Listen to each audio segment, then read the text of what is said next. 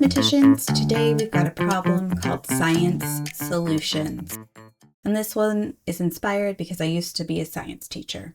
So a solution in math is typically an answer. In science, the word solution is a mixture where one substance is dissolved into another. My favorite is sugar into coffee. Well, actually, I don't really put sugar in coffee, but if I did, that would be a great mixture.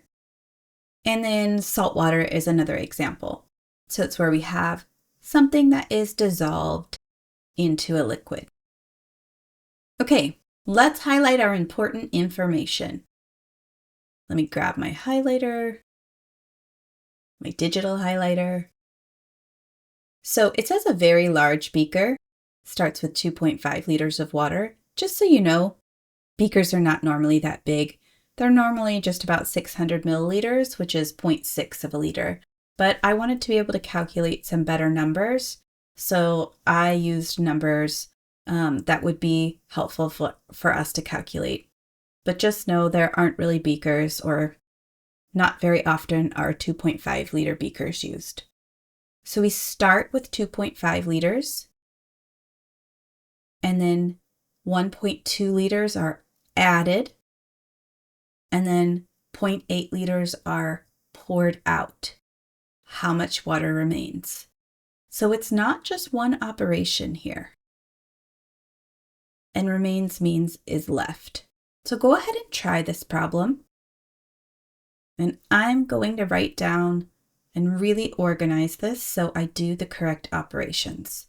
So we're starting with 2.5 liters, and then 1.2 liters are added, and then 0.8 or 0.8 liters are poured out, which is subtracting.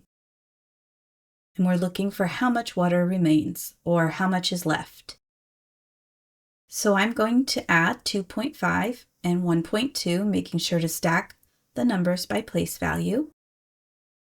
0.5 plus 0.2 is 0.7, and then 2 and 1 are 3. Then I need to subtract 0.8. 3.7 minus 0.8. 3.7 minus 0.8. Now we can't do 7 minus 8, so I need to decompose that 3. And now we've got 17 minus 8, which is 9.